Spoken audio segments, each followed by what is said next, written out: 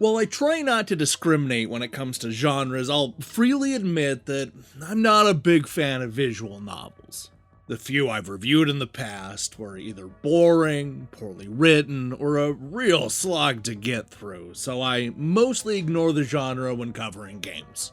But that is not the case when it comes to The Wreck, an inventive new story-driven game that is overflowing with style and a visual flair that kept me glued to the screen from the first heartbreaking revelation to the last. It's a game that evolves the genre, giving us an emotionally draining experience that you won't soon forget. This is my review of The Wreck, the single best visual novel game that I've ever played.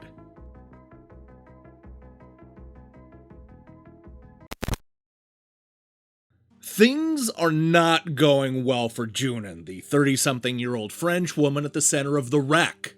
We first meet her at the hospital, where she's being told that her aging mother has just suffered an aneurysm, and that Junon will soon need to make what could be a life-or-death decision about her care.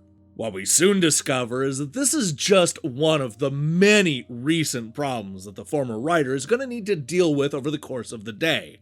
Some of which include reconnecting with an estranged sibling, hashing it out with a former boyfriend, and overcoming just a whole lot of grief. And all that's before we even get to the titular wreck. Without giving too much away, we learn that Junon has what can best be described as a contentious relationship with her mother.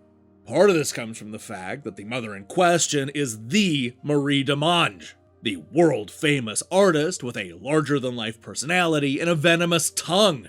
We end up seeing how this intersects with June's relationship with her younger sister Diane, who comes in and ends up showing us a new side of the grieving narrator. With each passing conversation, we learn that Junon has a lot of mental stuff that she needs to work on, much of which stems from that wreck that we keep tiptoeing around. Now, one thing that actually surprised me about this game is that it isn't afraid to show you the wreck in question. In fact, over the course of the 5-hour adventure, we probably see the wreck at least a dozen or more times. The game uses the wreck as a clever framing device to set up flashbacks that'll fill in the story. As the car flips over, we'll see a bunch of different objects flying around that'll trigger short vignettes that have something to do with the story. Usually something that Junon regrets saying or doing. These flashbacks will represent important moments in time, such as June's 25th birthday party, or her moving to the big city as a single woman for the first time, or that one time that she and her sister found the injured bird as a child. We're given an almost dreamlike loop of the time, which you can either play forwards or backwards while looking for words to interact with. This is a fun scavenger hunt through the different memories, forcing you to look at each detail in a bunch of different ways. These vignettes slowly add up to one hell of a reveal, giving us a satisfying payoff that makes the whole journey worth taking. It really does help that Junon is a complicated and troubled character. I mean, there's the mother issue, the sister drama, the former boyfriend, career frustrations, codependency problems, rock-bottom self-esteem, and all kinds of untreated trauma, guilt, and grief. She is, for a lack of a better word, a wreck. Let me tell you, that can be a lot at first. But as we get a better look at what happened in the car crash, we start to understand where she's coming from. There are some big revelations in this game that'll hit you real hard. Yeah, this is one of those games that wants to rip your heart out. The reason all this works so well is because Junon is an immensely likable character. Even though we're seeing her on one of the worst days of her entire life, you can still see the goodness in her. She's quick to make a sarcastic joke or show off that she's a cinephile by name-dropping Gondry or Tarkovsky.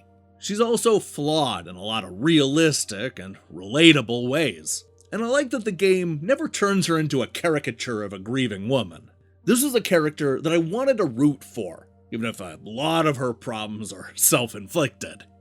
Now, although this is being sold as a 3D visual novel, The Wreck is more of an interactive mini-series. With fully voiced characters and everything animated in front of you, there's not much reading required while playing this game.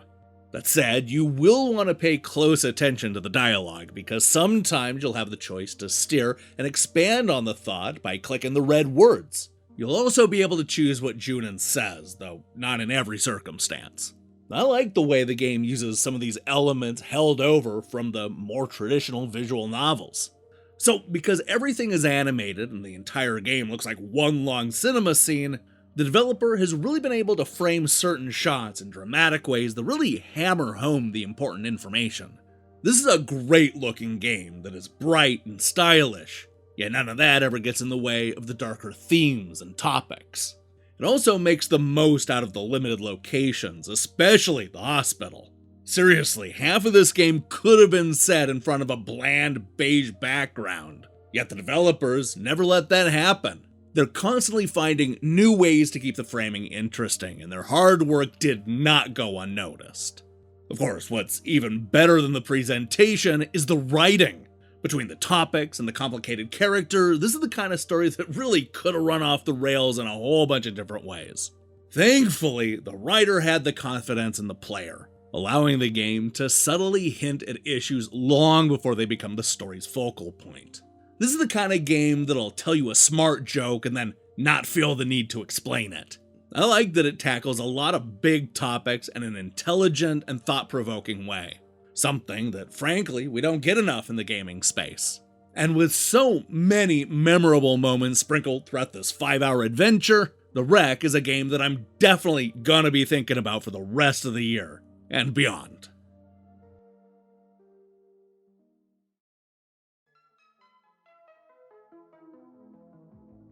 If all visual novels were like The Wreck, then I would be one of the genre's biggest fans. This is a captivating and occasionally heartbreaking story about a woman on one of the worst days of her life. Told through cinemas and with full voice acting, this emotional story comes to life in a way that makes the visual novel genre a lot more accessible for everybody. While the story may be sad, Junon is a wonderfully complex character that you can't help but root for. It all leads to an unforgettable conclusion that hits hard and leaves a mark. If you love story-driven games, then The Wreck is one game that is worth crashing into.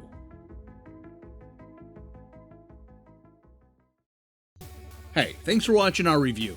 If you liked what you saw here, then you should know that we post new reviews and features almost every day. Now, here's the question I have for you. What video game has the best wreck? It can be a car or really anything else, just as long as it wrecks. And you know what? If you think about it, that's pretty much every game ever made, so good luck narrowing it down in the comments section below. In other news, we'll be back next week with a look at the PS Plus review crew, plus a bunch more reviews. If that sounds good to you, then I strongly recommend you click that subscribe button and support what we're doing here. Until then.